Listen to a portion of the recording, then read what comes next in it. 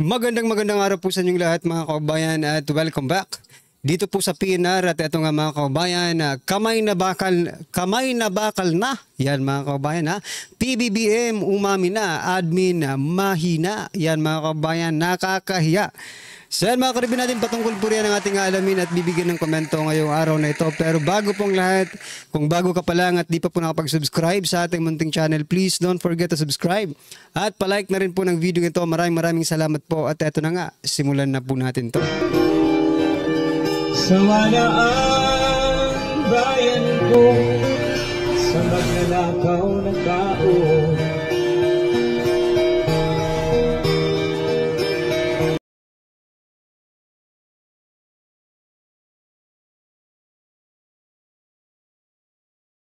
So yan mga kababayan, bago po natin simulan ang video ito, pasadahan po muna natin yung mga nagtitrending na mga balita dito po sa mundo ng social media.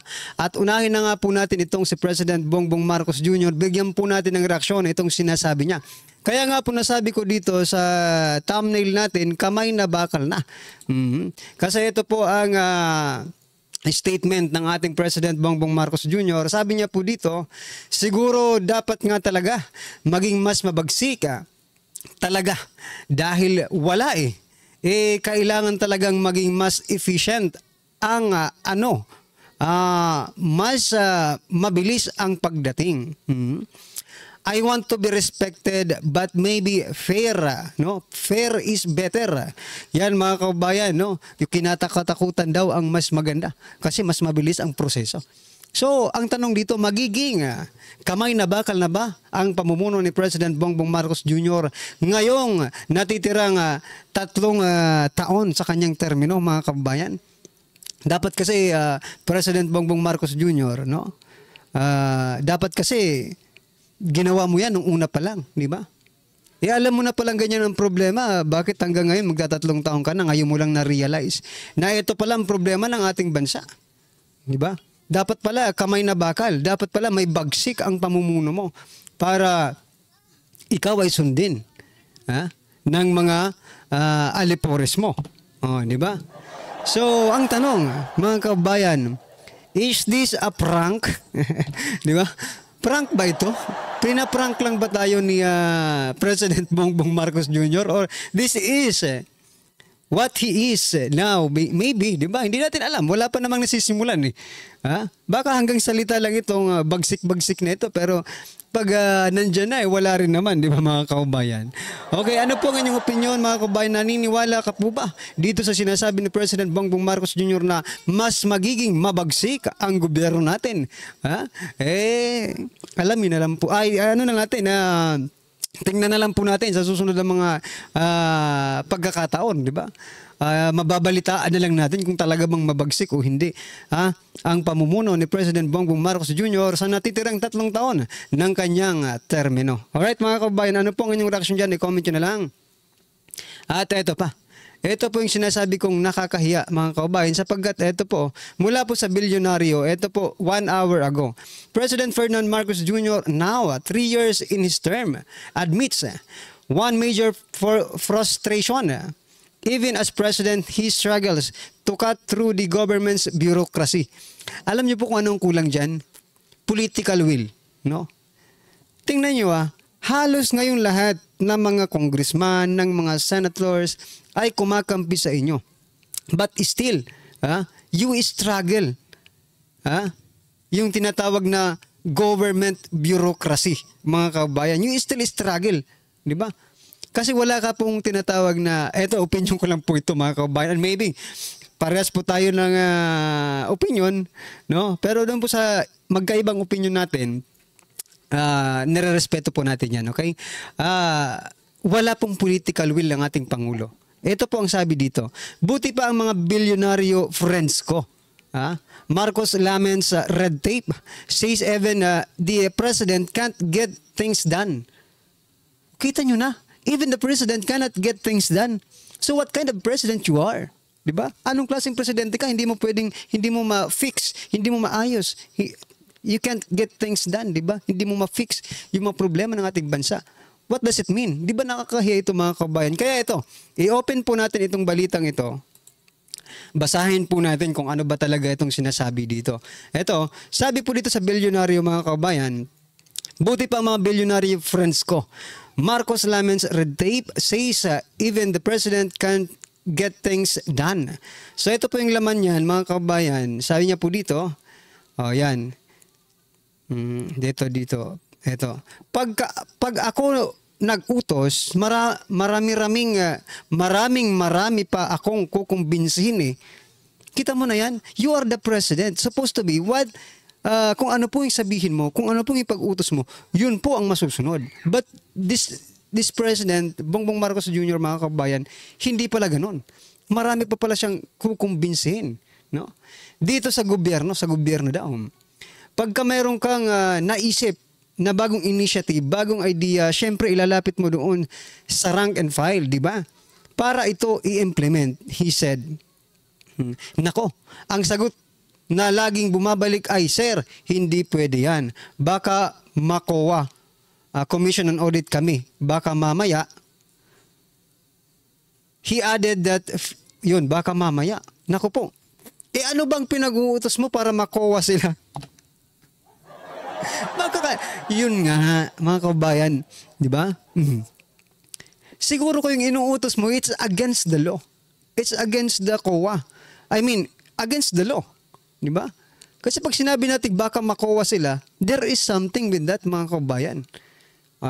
Baka it is really against the law na they will go beyond, di ba? Beyond the law. Syempre, masunurin po itong mga ano natin sa batas. Not to the president, but syempre sa batas. Kung sila ang MACOA, ma-audit sila ng COA at magkaroon ng kalokohan, kabulastugan, di ba? Di kahihiyan nila. Yan po ang, di ba? This is coming from our very own president, itong sinasabi niya. Ang sagot lang daw sa kanya ay hindi pwede, baka MACOA sila. Kita nyo na yan. Buti pa sila nag-iisip na MACOA. But the president is not. Ano pa? Eto, marami-rami kasi ito eh. Eto, biniro ko nga yung mga mayayaman kong kaibigan, yung mga malalaking taipan. Sabi ko, naiinggit ako sa inyo dahil kahit napakalaki ng korupsyon. Ay, korupsyon? Anong korupsyon? Hindi korupsyon. Naiinggit ako sa inyo dahil kahit napakalaki ng korporasyon ninyo, na hawak ninyo pagka inutos ng CEO, ng boss, tapos na. Bakit hindi mo gawa? Bakit hindi magawa ni President Bongbong Marcos Jr.? Dahil ba hindi naniniwala sa kanya ang kanyang mga kabinete? Dahil ba mas matalino sa kanya ang kanyang kabinete? Why President, former President Duterte, hindi inaamin niya talaga. Siya ang pinaka mahina sa kanilang klase, di ba? Sa kanilang magkakaibigan. But still, sinusunod siya ng mga matatalino sa kanya. Because what? My political will. What he said, yun ang dapat na masunod, mga kababayan. Di ba? Ano po ang inyong opinion dyan? Nakakahiya po itong mga ganitong statement, mga kababayan. Napapanood po ito ng buong mundo. Napapanood po ito ng mga iba't ibang leader ng bansa. Paano na lang? Paano sila mag-i-invest dito sa Pilipinas kung ganyan ang mga sinasabi ng ating presidente? That he cannot, parang lumalabas he cannot control the government. Di ba? Parang yun po ang lumalabas he cannot control the government. Alright, eto mga kabayan, pasadahan din po natin ito. Sabi po dito, see you in court, Comelec welcomes Supreme Court fight against or after suspending party list. The Duterte youth mentioned filing a case with Supreme Court and if BH or yung isa pang party list also chooses to do so, they are very much welcome. So paano ba yan? Mukhang mapapasabak si Comelec Chairman George Garcia dito po sa kakasuhan ng Duterte youth itong si Garcia sapagkat yung hindi po sila iprenoklama ng commission election na nanalo dahil daw mayroong kaso pa sila, pending case, mga kababayan. So ang tanong ko nga bakit si Erwin Tulfo iprenoklama ninyo? no? Meron din naman yan, meron disqualification case yan, eh. So, well, anyway, bahala na pong Supreme Court kung ano ang ano nila dito. Pero, di ba, this is an operation. Ito, nakikita natin, is this an operation of Duterte Allied Party List, di ba? Coming from the COMELEC, mga kaubayan. So, ito po ang chairman ng Duterte Youth, mga kabayan. Sabi po dito, sa nangyari po kahapon, alam ninyo, 4 na oras bago yung mismong proklamasyon, nakasuot na kami ng mga barong, sakalang kami sinabihan through email.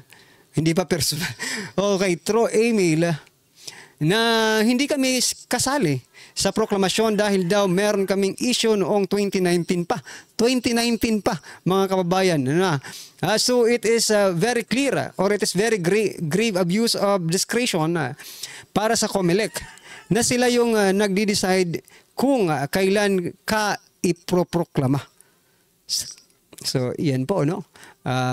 At gumugulong na yan, no? Magkakaso na yan, mga kababayan. So, hope so na malusutan ito ng COMELEC, mga kababayan. So, ano pong inyong opinion dyan? I-comment nyo na lang po. Ano bang nangyayari kay Garcia, mga karibin natin? Yung iba, pinoproklama. Yung iba naman, hindi. You are not fair enough, Garcia, okay? Alright, mga kababayan, ito. Pasadahan po natin itong balitang ito mula po kaya sa politiko, no? Ito po, sabi po dito parang mahina po ang reading comprehension, no?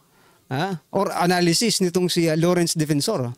Sabi po dito, saying that she wants a bloodbath, that attitude has no place in government. It's a terrible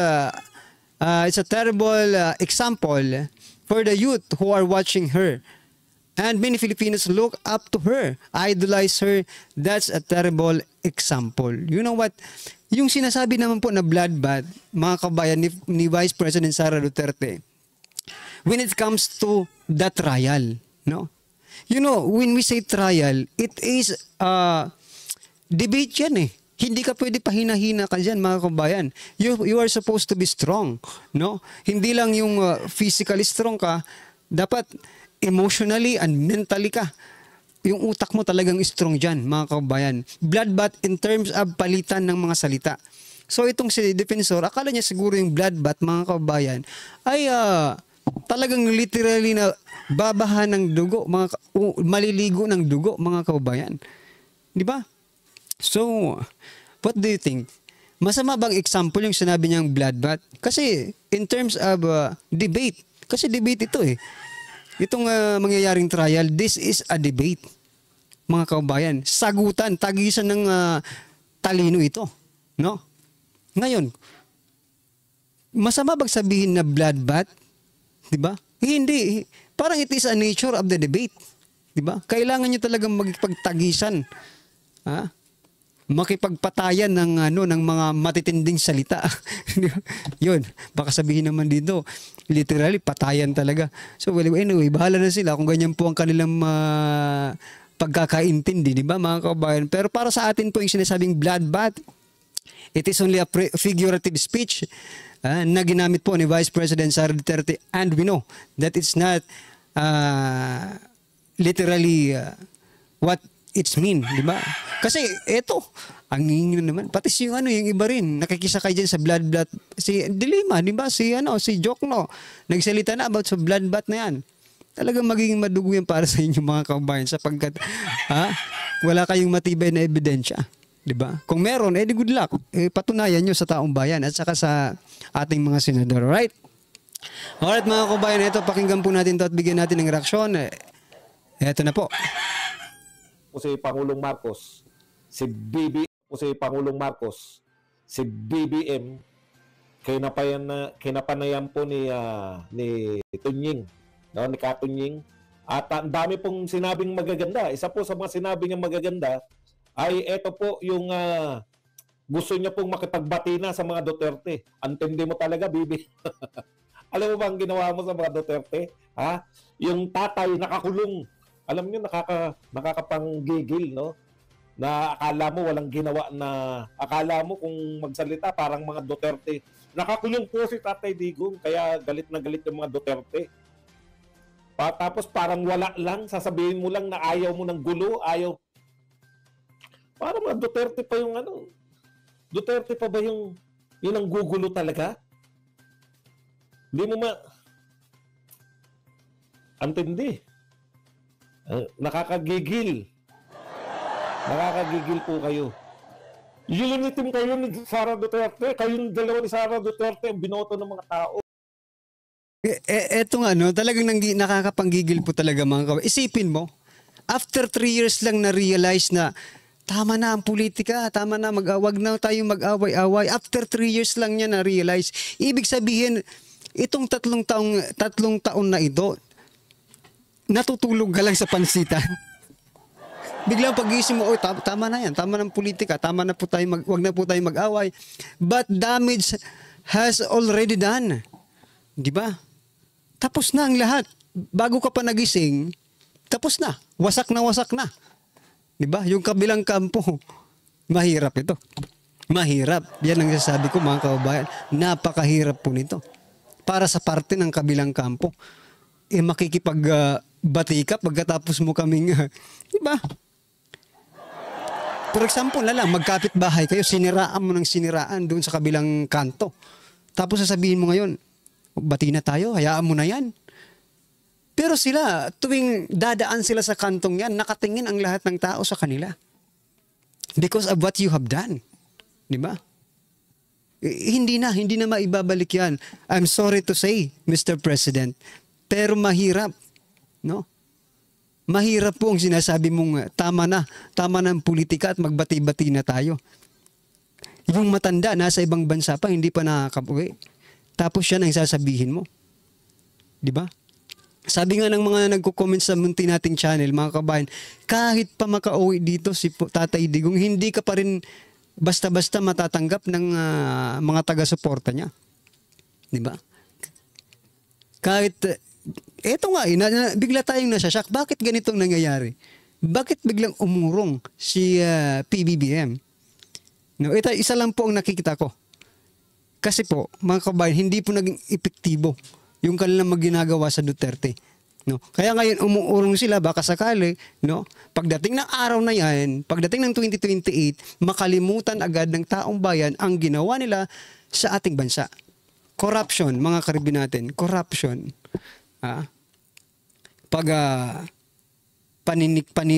Panggigipit sa mga kalaban sa politika. Diba? Yan lang po nakikita natin yan eh. Corruption, panggigipit sa kalaban ng politika, especially the Duterte. Yan po ang kanilang trinabaho. Sa 3 taon na yon, yan po ang kanilang trinabaho. At ngayon sasabihin nila, tama na. Let's stop it and let's be friend. Nako po. Mahirap ito, mahirap mga kababayan. Well anyway, ano po ang inyong opinion, reaction patungkol po sa video ito mga kababayan? I-comment nyo na lang po sa baba. Para at least alam po natin mga kababayan ang inyong opinion. Maraming salamat po. Please don't forget to like the video. Maraming salamat po. Sawa na ang bayan ko sa magnanakaw na tao.